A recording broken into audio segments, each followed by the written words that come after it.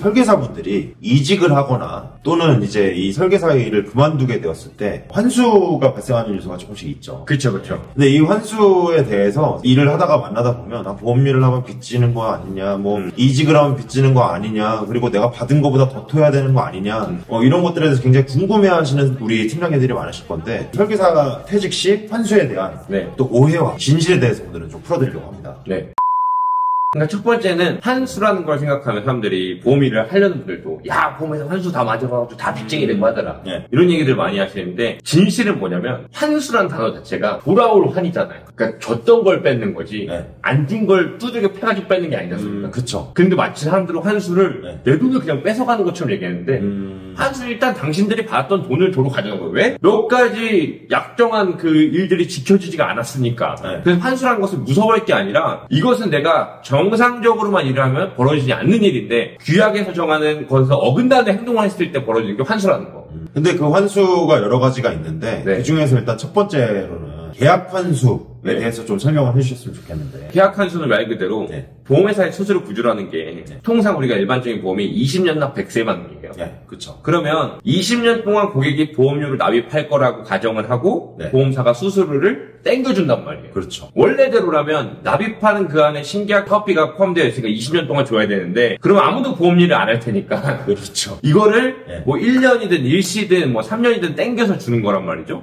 그러면은 이 약속은 이 계약이 계속 유지된다고 가정했을 때 주는 거기 때문에 중간에 각자 정한 일정 기간에 따라서 못 유지가 됐을 때 그 비용만큼 환수해 가는 것. 이 계약 환수인데 이런 것들이 있으니까 첫 번째는 계약 유지가 잘 돼야 되는 거예요. 거기에 설계사의 수당이 다 녹아 있는 거거든요. 저는 늘 얘기해요. 유지시키는 것까지가 설계사의 업무다. 계약 수수료의 환수 기간은 뭐 어느 정도 기간이 직접? 회사마다 보통 다른데 원수보험사의 환수 규정을 따라가니까 어느 보험사 같은 경우 뭐 12회차 제일 짧은 근데 요즘 거의 없죠. 그리고 18회차, 24회차 보통 24회차 넘어가는 회사는 아직까지 없는 것 같아요.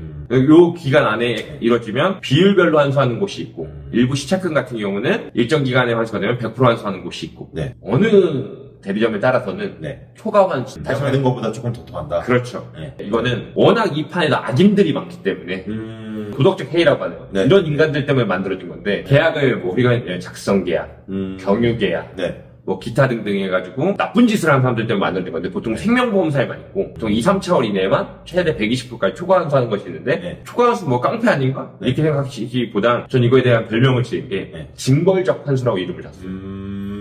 나쁜 짓 한 놈들은 벌금처럼 더 매기겠다.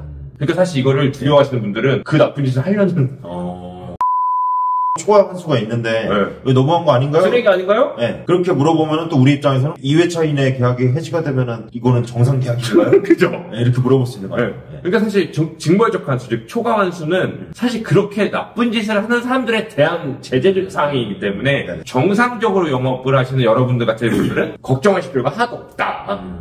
여기서 또 중요한 거는 징벌적 환수, 초과 환수가 계약이 2회차가 납입이 안 되면 발생하는 건데 한 달치 내고 그 다음 달부터 안 낸다라는 건 사실 받으면 안 되는 계약을 받았다. 그렇죠. 20년 납 100세 만기, 그러니까 40세 기준으로 60년의 약속을 받았는데 그 60년을 2달 만에 깨는 거는 설계사 모집자가 잘못한 게 맞죠. 그리고 이제 보통 우리 설계사분들이 특히나 이제 GA에서 GA로 오간다거나 뭐 GA에서 어딘가 뭐 퇴사를 한다거나 이랬을 경우에 설계사 빚지는 거 아니냐 이런 얘기를 하시는 분들이 굉장히 많아요. 정착지원금 때문에 이제 발생하는 어떤 내용인 것 같은데 단장님 이것도 좀 한번 풀어주시겠어요? 제가 계약 환수에 대해서는 사실 보수적인 걸 들었다라면 이 정착지원금 환수 같은 경우는 사실 이것은 부당하게 환수당하는 경우들이 있어요.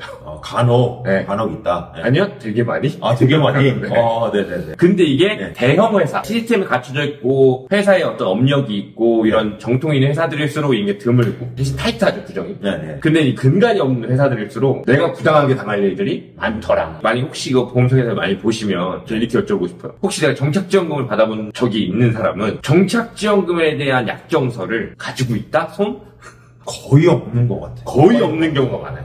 첫 번째는 회사가 또는 최고 관리자가 의도적으로 안 준 경우가 있고 두 번째는 받는 사람이 잘못한 건데 돈 받는 거에 급해가지고 그걸 챙길 생각도 안 한 거야. 소용하고 돈 언제 들어와요? 네. 그러니까 이런 독소 조항이나 그런 재반 사항들 읽어보지 않았기 때문에. 그리고 이것은 원수보험사, 동양생명, 메트라이프, KB 같은 데서 관장하는 것이 아니라 보통 거기 있는 뭐 관리자들이나 네. 아니면 대리점에서 관장하기 때문에 네. 모두가 조항이 달라요. 어떤 데나 합리적이지만 GA 자율협약? 그거에 따라가지고 맞는 데들도 있지만 이거 그냥 대무시하고 지들끼리 채용증 비슷하게 해가지고 하는 데들이 있는데 이런 한수들은 사실 터진 다음에 어떻게 할 것이 아니라 그 다음에 민사하고 하면 너무 늦어요. 네. 소송비도 들어가고 받을 때 잘 받아야 되고 제일 좋은 것은 어쨌든 정착지원금도 빚이다. 안 받는 것이 제일 좋다. 그래서 실제로 저는 어떤 대표도 봤냐면 계약 기간이 끝났어요. 대출 다 채웠어요.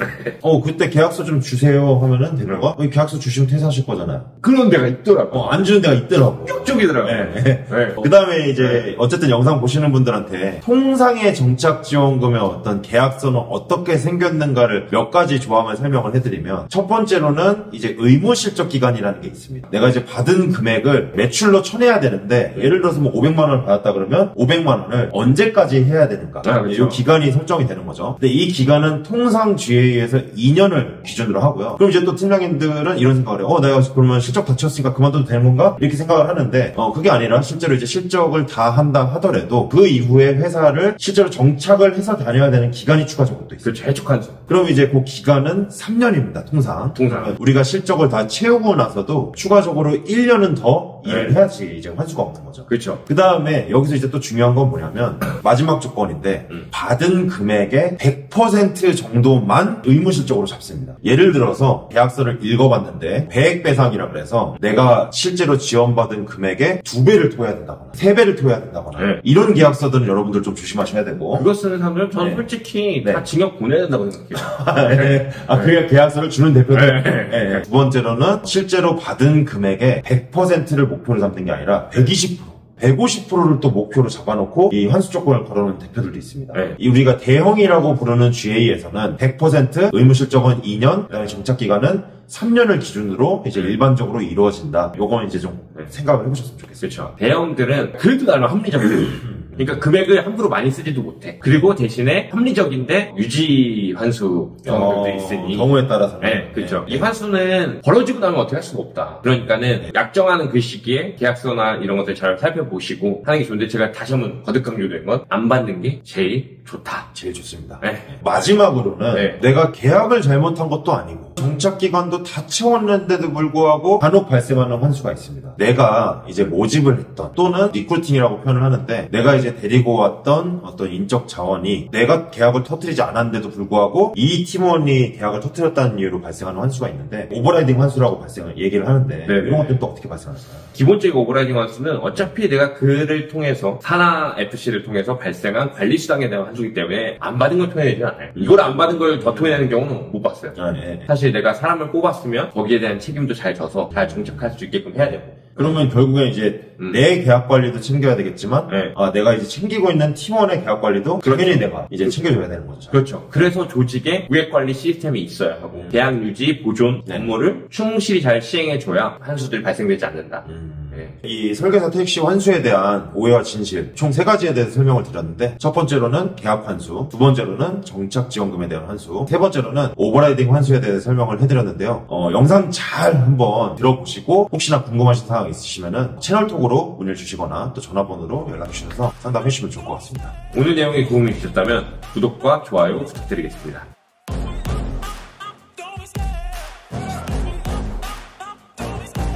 Love the chase and the hunt, and I set the pace when I'm running. I always take what I want and I always give it 100. Don't need a bank, no I'm funded. Play the game like it's nothing. I'm always thankful for something. Don't take